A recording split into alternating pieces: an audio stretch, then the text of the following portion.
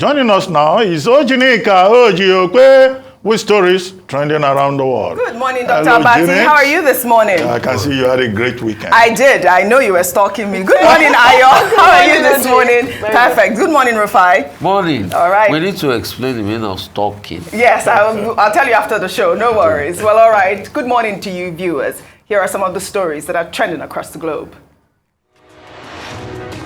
In Kenya, Nigeria's President Bola Ahmed Tinubu reaffirmed Africa's unity and strength on Sunday, while strongly rejecting the notion of a new scramble for Africa. The ECOWAS chairman was speaking at the 5th mid-year coordination meeting of the African Union, where he announced plans to strengthen the ECOWAS standby force to deter coups and combat terrorism in the sub-region. ECOWAS continues to strengthen efforts to maintain peace and security in the region by ensuring the conduct of peaceful elections in member states to deepen democracy and promote good governance. Under sports, world's fastest female hurdler Tobiloba Amusan set another new record on Sunday to win the women's 100 meters hurdle at the Silesia Diamond League in Poland. The 26-year-old Commonwealth Games champion dipped 12.34 seconds to outrace American duo of Kendra Harrison and Naya Ali. On July 2nd, Tobiloba won her first Diamond League title of the year in Stockholm, Sweden. She is expected to defend her world title in Budapest later in the year.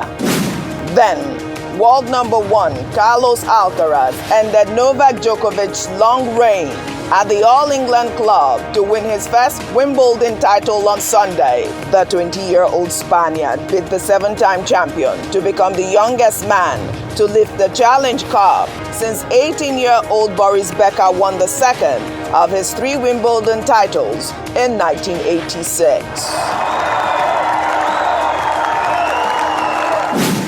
While in the United States, 7-time Wimbledon champion Roger Federer played a game of chess with Nigerian chess master Tani Adewumi in New York over the weekend.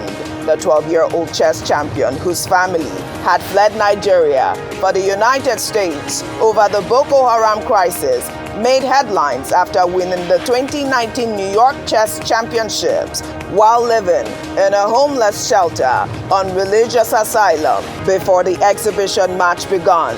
The 41-year-old Swiss tennis champion, who has won 20 Grand Slam titles, said he hadn't been nervous in a while since his playing days. I haven't been nervous in a while, since my playing days, basically. I started playing chess in the homeless shelter. Oh, really? How long were you there? We were there for around a year. Wow. Yeah. Okay. I want to be Grandmaster, like before 14. I think I can get there. That's amazing.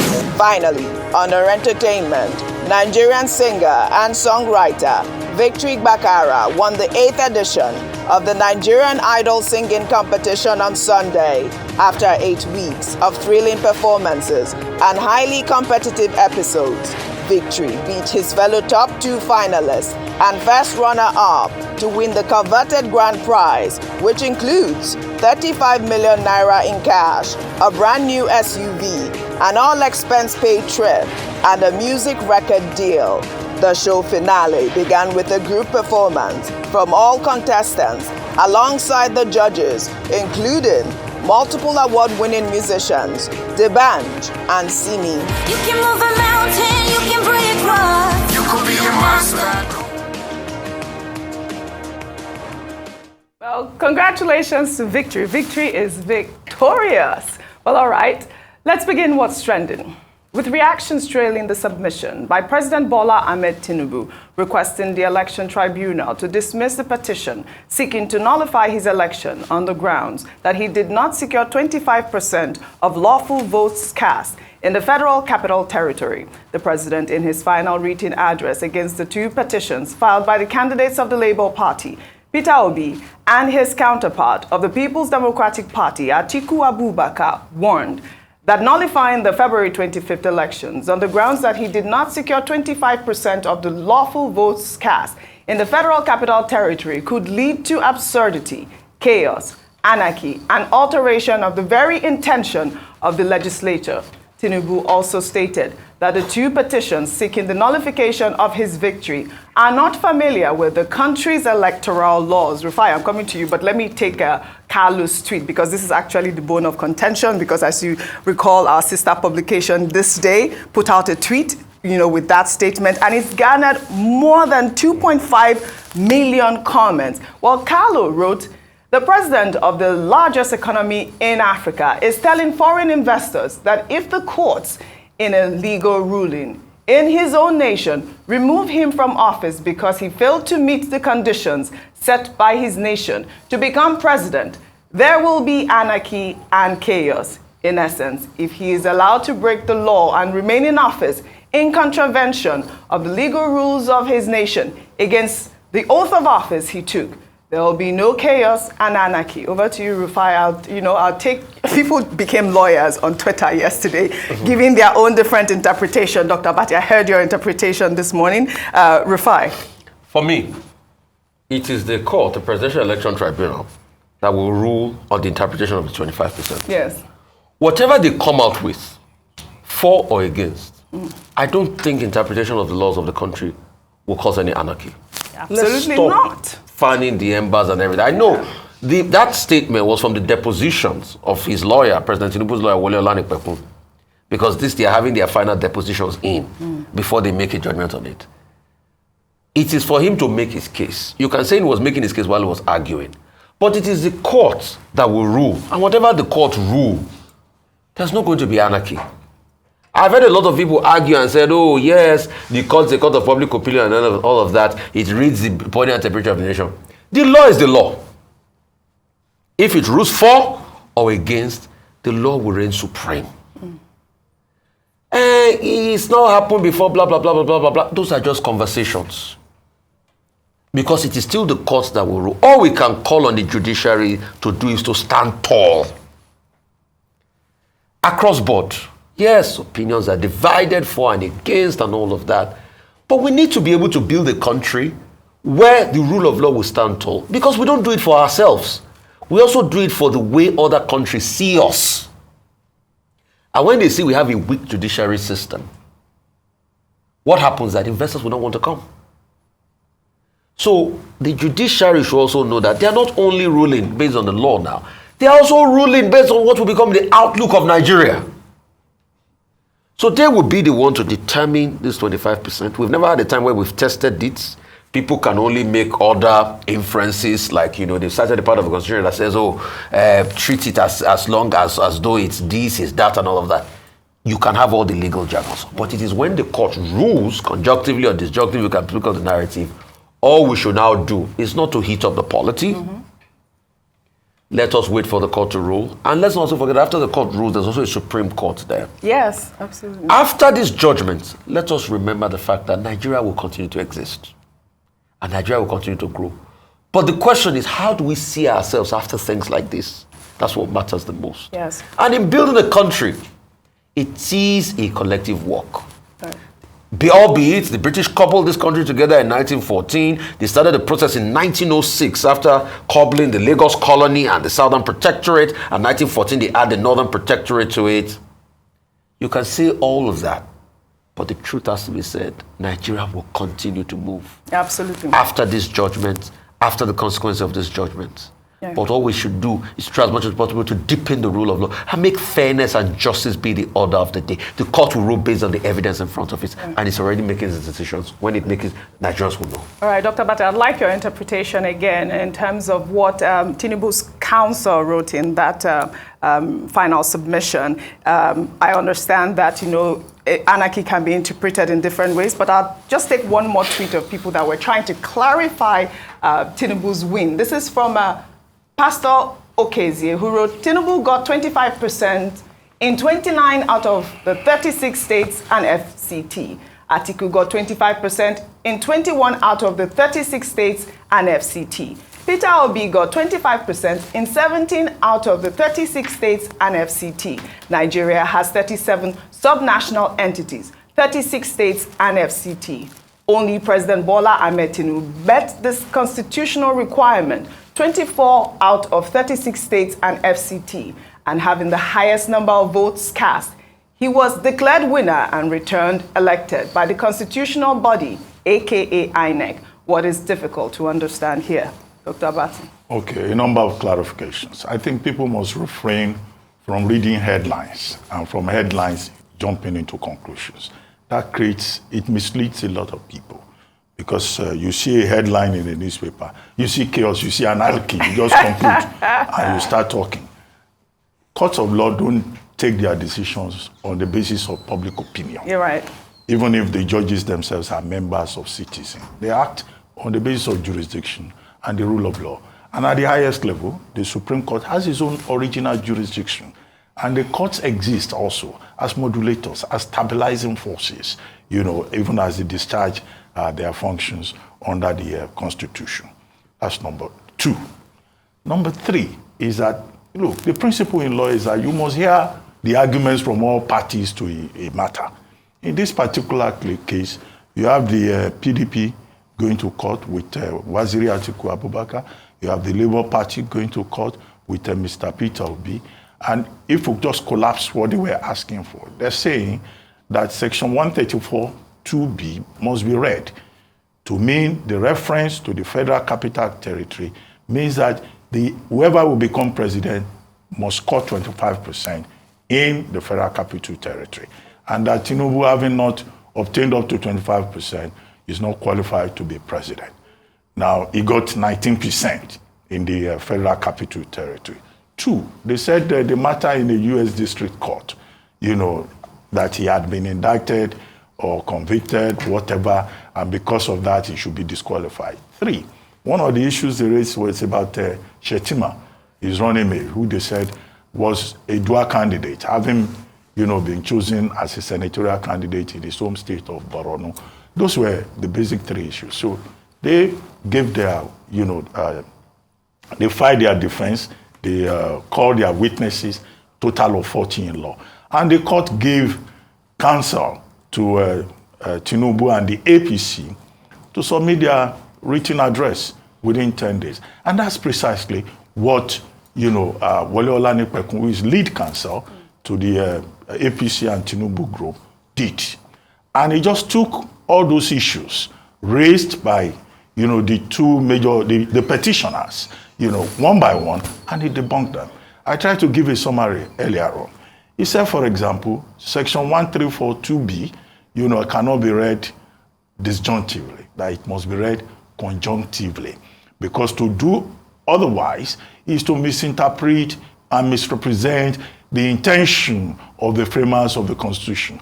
A basic principle is, what is the intention of the lawmaker, the framers of the law? What do they intend to say? It's for the court to decide on that. And Olanipekun said, provided his own defense, citing Section 3.1, which lists 36 states, Section 299, which recognizes the Federal Capital Territory as if it is a 37th state, and also Section 66 of the Electoral Act. And he said, a community reading, that is what it is called, a community reading of all these provisions will prove the point that you cannot say because somebody lost in, didn't get 25% in FCT, then he cannot be president. And he provided precedents. The law, precedents, stare decisis is called. It's a major issue in law. Awolowo versus Shagari, Buhari's case, Ibrahim Adesanya versus, he gave all of that. Number 2, he said the case of the petitioners is based on IREV and BVAS, electronic transmission. He said no, that can't stand, because in any case the law, provides for manual transmission, and that you cannot say because of electronic transmission is an issue. Number 3, he says the case that they are referring to in the US, that the evidence that is provided is inadmissible because it's not, documented within our own jurisdiction here, and that in any case, nowhere in that ruling is the word fine used. So he took on all of these issues, and then concluded that the application, the petitions, amount to a crass abuse of court process, and that, it should be dismissed, it should be disregarded, and that in any case, he is confident that the job of the court, right, is to ensure peace, not to cause, chaos, not to cause anarchy. And that given precedents that he has cited and all of that, it will amount to, causing chaos and anarchy. But people have taken that in a literal sense. Yeah, so he to mean basically a said, threat. right. But it's not a threat. Right. So people should go to the written address and read it and understand the context instead of just saying, oh, Tinubu wants to cause chaos, he wants to cause anarchy. So basically, that's not what the is job of the judiciary is not to cause anarchy, correct? That's really the bottom line. Yeah, not to add more tension to the environment. And Olanekwe said, you need to see the context in which you use that phrase. And I don't agree with those people who think that it's a threat. A council, before the court of law, cannot go in front of their lordships and threaten them. That is unacceptable. Well, all right. Well, in another development, the Senate has clarified the $800 million World Bank post-petrol subsidy removal facility was not a loan, but an assistance from the multilateral institution to help vulnerable Nigerians who are currently finding it difficult due to the challenges that came with the petrol subsidy removal. The clarification from the government came just as human rights lawyer Femi Falana described as callous and insensitive the decision of members of the National Assembly to provide 110 billion naira for themselves in the 2023 Supplementary Appropriation Bill. The Red Chamber also stated that the data from the disbursement of 8,000 naira to 12 million poor families for 6 months was thoroughly scrutinized before it gave approval to President Bola Ahmed Tinubu's administration to access the facility. Well, in the meantime, a spokesperson for the Senate says no member of the National Assembly will receive any money from the 70 billion naira budgeted to support their working conditions. The Senate says the fund is for purchase of furniture and to carry out repairs in lawmakers' offices. Ayo, I'm coming to you on the story because the clarification for me is not clear. Yes. And I'd like to ask you if we have been hearing about this $800 million loan facility from the World Bank. We've known that it is a loan. So what is this clarification? I really don't understand where that is. There needs to be more clarification on this. But I think really the bone of contention also is that 70 billion naira that was allocated to lawmakers for what? Buying furniture and repairing their furniture. They're saying that the money is not going to go into the new lawmakers. This is I think that's even worse for me because I saw a story in Borno State that the governor, Babagana Zulum, had gone into a general hospital in Gwaza in his state and found that there was no electricity in that hospital. Now that provision, that breakdown, was there any palliative for these types of... this is what we need. This is a palliative that we need in the hospital. We need generators. We need all of that. Not furniture for lawmakers, for crying out loud. Ayo. Thank you very much for linking those stories together. By the way, 4 weeks ago as well, the Sokoto State Governor, Governor Aliyu, had also gone on a visit to the hospitals disguised. The same thing Governor Zulum did and found the same state, no power, misappropriation of funds, horrible and despicable state of the hospital, and he said he would look into it. We haven't heard anything yet in terms of what he's done. But let's go back to the story with regards to the mystery of the $800 million from the World Bank. Is it a loan? Is it a facility to help? And if it's a facility to help, and by the way, this explanation was important because of the fact that they were criticized for how expeditiously they had passed it in the House. And they said, the reason was because it was not a loan, so Nigeria wasn't going to be plunged into further debt.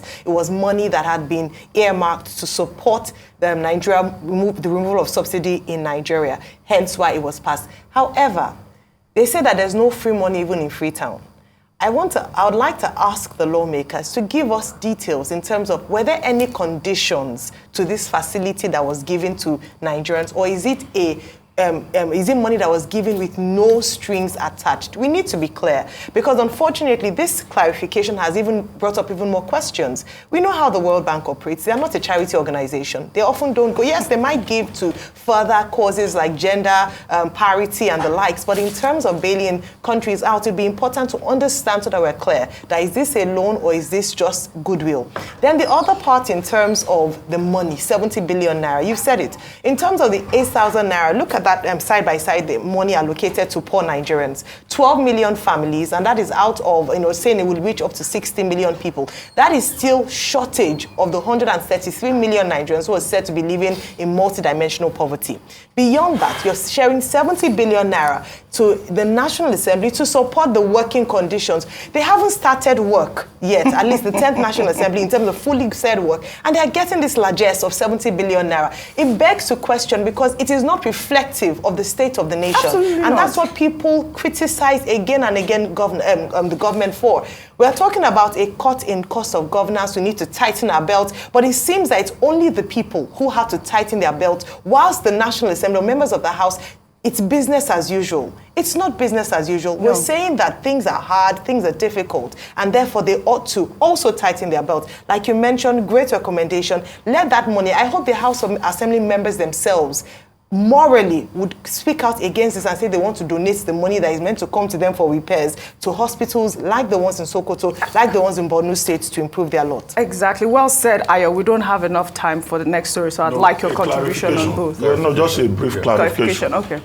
One, the World Bank country director, Dr. Shaduri, last year, or was it this year, made it clear that it is a loan. I've never heard of the $800 million from the World Bank is a loan. I mean, it was approved by the World Bank Board in 2021, in December 2021. It was the Buhari government that applied for it to, provide social safety net, social intervention for Nigerians. And they were specific.